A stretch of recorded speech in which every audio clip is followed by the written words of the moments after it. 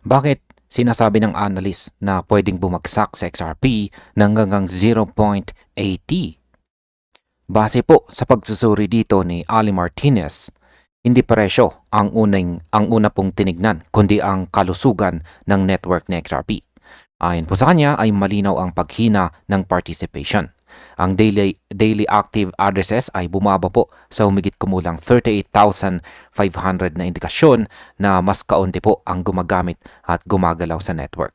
Kapag bumababa po ang activities, ay kadalasang humihina rin ang demand. At kapag humina po ang demand, ay nagiging marupok ang price support. Hindi ito bigla ang panic signal. Isa po itong unti-unting pagbabago na kadalasang hindi po agad napapansin ng retail market. Para po sa mga technical at saka fundamental analyst ay mahalaga ito dahil network usage ang pundasyon ng value ng XRP. Ngayon ay mas lalo pang naging mabigat ang sitwasyon dahil kasabay po ng pagbaba ng activity ay ang pagbebenta ng mga whales. Ayon po sa data ay nagbawas ang mga malalaking whales ng mahigit 40 million XRP sa mga nakaraang araw. Kapag ang malalaking holder ay naglalabas po ng supply sa market habang humihina ang demand, ay mabilis pong nabubuo ang downside pressure. Dito po pumasok ang critical level na $1.77. Kapag nabasag ito, ay bubukas ang pinto patungo sa susunod na major support malapit po sa 0.80. Hindi ito hulang emosyonal. Ito ay base po sa historical volume zones kung saan dati nagkaroon ng malakas na buying interest. Ano naman po ang ibig sabihin ng rare technical zone na pinasok ni XRP ngayon?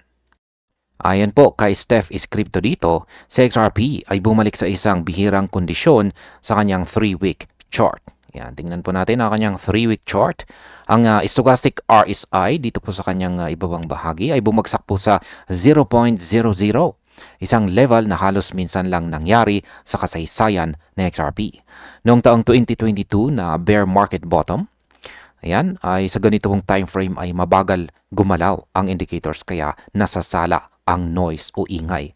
Ang pagbagsak po sa zero ay hindi po nangangahulugan ng instant pump. Ibig sabihin po nito ay ubos na ang selling momentum. Parang napagod na po ang mga nagbebenta at unti-unting tumitigil ang pressure pababa. Ngayon, malaga ang 3-week signal dito dahil ito ay sumasalamin sa structural trend. Hindi ito pang day trading. Kapag ganitong indicator ang nag-reset, ay kadalasang sinusundan ito ng accumulation phase. Noong taong 2022 ay hindi po agad umakyat sa XRP. Sa halip ay nag-stabilize muna habang tahimik na ina-absorb ng long-term holders ang supply. Sa kasalukuyan ay nasa paligid po ng $1.94 itong si XRP. Mas mataas kaysa dati pero mas mababa sa July peak. Ang ganitong setup ay madalas sinyalis ng paghahanda bago ang susunod na malaking galaw. Ano naman po ang matapang na pahayag ng Ripple CEO dito tungkol kay XRP? Dito po sa isang video na ibinahagi ni Levi Retville dito, ipinaliwanag ni Ginoong Brad Garlinghouse ang long-term na direksyon ng Ripple. Hindi po presyo ang sentro ng usapan, kundi regulation, institution at saka utility. Ayon sa kanya, ay mula simula pa lang ay nakikipagtrabaho na ang Ripple sa mga regulators. Hindi po sila lumalaban sa sistema. Sa halip ay pinili po nilang makipag-integrate. Ito ang dahilan kung bakit mas komportable ang mga bangko at financial institutions kay XRP. Hindi po ito rebel asset, isa po itong infrastructure. Tinanong din si Garlinghouse kung sa XRP ba ang susunod na Bitcoin. Ang sagot niya ay hindi narrative kundi problem solving. Ang cross-border payments ay isa pong problemang umaabot sa trillions of dollars. Mabagal at mahal pa rin ang global transfers. Sa XRP, ang nagsisilbing liquidity layer para gumalaw ang pera nang hindi kailangang mag-pre-fund. Kapag nasolusyonan ito sa scale, ay dito po pumapasok ang value creation. Hindi po hype ang punto, kundi aktual na gamit sa totoong mundo. Bakit naman po sinasabi ng isang pundit dito na buy, hold, forget ang tamang diskarte kay XRP? Ayon po kay Arthur, ang tunay na laban kay XRP ay hindi lingguhan kundi taon. Sinabi niya dito na kung hindi kayang hawakan si XRP ng 2 taon ay hindi raw karapat-dapat sa susunod na expansion. Ang kanyang mensahe ay disiplina. Kapag nakabili ka na, ay huwag nang araw-arawin ang chart dahil ang ecosystem ay unti-unting hinuhubog. Papasok ang regulation, lalawak ang institutional rails at dahang-dahang pinapahalagahan ng market ang utility ni XRP. Hindi po lahat ay sang-ayon. May mga holders na 3 taon nang naghihintay at frustrated na.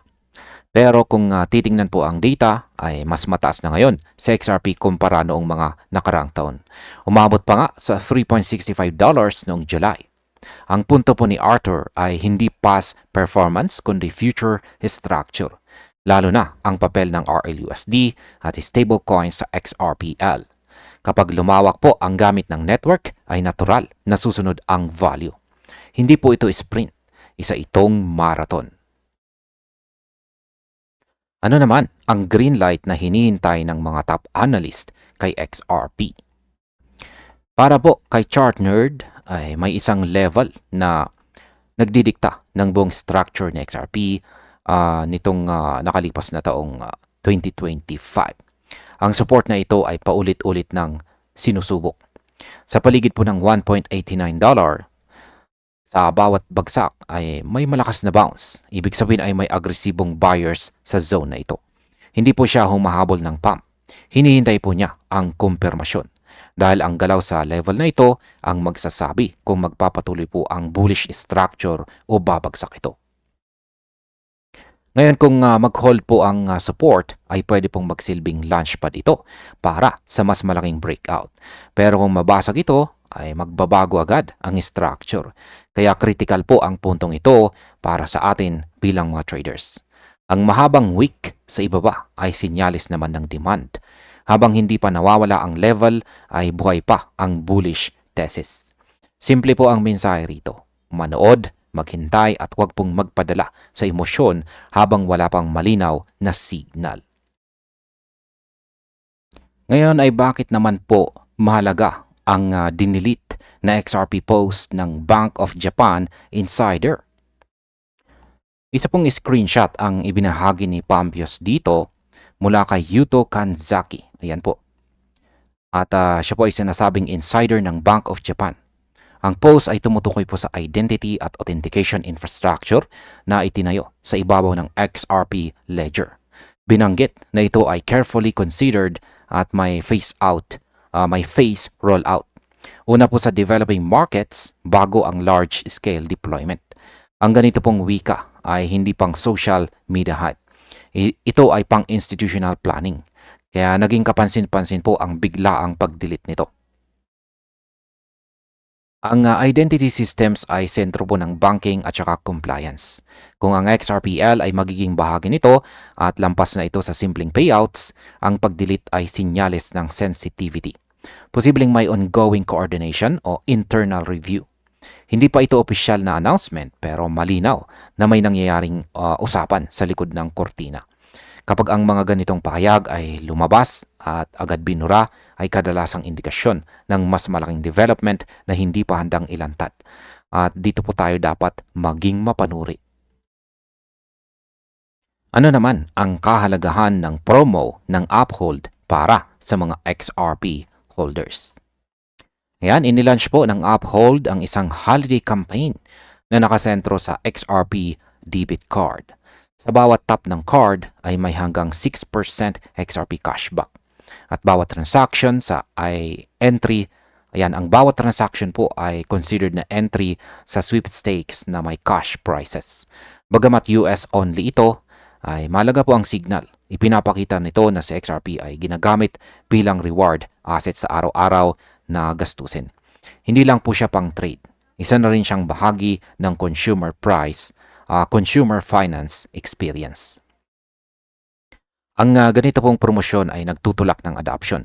Mas maraming gumagamit ay mas maraming on-chain activity. Kahit hindi direktang price driver ay mahalaga ito sa long-term perception. Kapag ang isang asset ay ginagamit po sa real transactions, ay mas nagiging relevant ito sa institutions. Pinapalakas po nito ang narrative na si XRP ay functional, hindi lamang po speculative token. At habang lumalawak ang ganitong use case, ay mas nagiging matatag ang pundasyon ng network.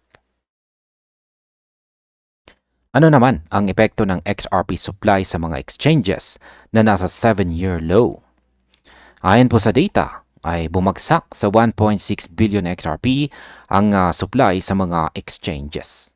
Pinakamababa sa loob ng 7 taon. Kaya mula po sa 3.76 billion noong October. Ibig sabihin ay mahigit 2 bilyong token ang inalis sa trading venues. Kapag lumalabas po ang supply sa mga exchanges, ay kadalasang papunta ito sa cold storage o long-term holding. Mas kaunting token ang madaling mabenta at mas nagiging sensitibo ang presyo sa demand. Ngayon, mas lalong lumiliit po ang liquid supply dahil sa paglabas ng mga spot XRP ETF.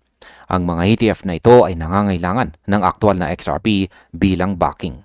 Bawat inflow ay nagtatanggal ng token sa open market. Kapag nagsabay po ang ETF demand at mababang exchange supply, ay pwede pong mabuo ang supply shock. Hindi po ito instant pump na guarantee. Pero binabago po nito ang dynamics. Kapag dumating ang demand, ay mas konti ang haharang. At dito kadalasang nagsisimula ang malalakas na galaw. Ngayon ay bakit sinasabi ng pundit na operational na ang sinasabi ng institutions tungkol sa settlement?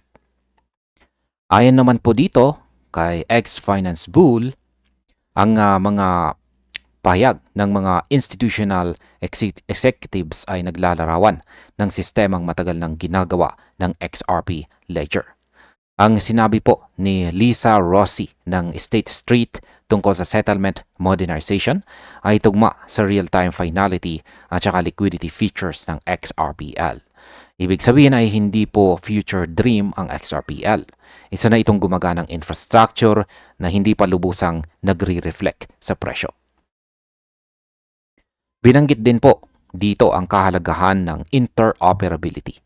Ang coexistence ng CBDCs, stablecoins at saka fiat systems. Dito po pumapasok sa XRP bilang connector. Hindi po siya papalit sa sistema.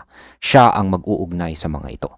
Kaya ayon po sa mga komentaryo, ay narrative-driven pa rin ang pricing ni XRP. Ngunit habang lumilinaw po ang regulation at umaayon ang kapital sa aktwal na gamit, ay posible pong magsara ang agwat ng perception at saka utility. At dito po nagsisimula ang repricing. At ayan, sa kabuuan ay malinaw na si XRP ay nasa gitna ng kritikal na yugto. May bearish risk sa short term, may bullish signals sa higher time frames, at may malalalim na development sa likod ng presyo. Kaya para po sa atin ay hindi po sapat ang hype. Kailangan natin ng disiplina, data at saka pasensya. Dahil sa crypto market ay hindi po laging nauuna ang presyo sa balita. Madalas ay nahuhuli ito.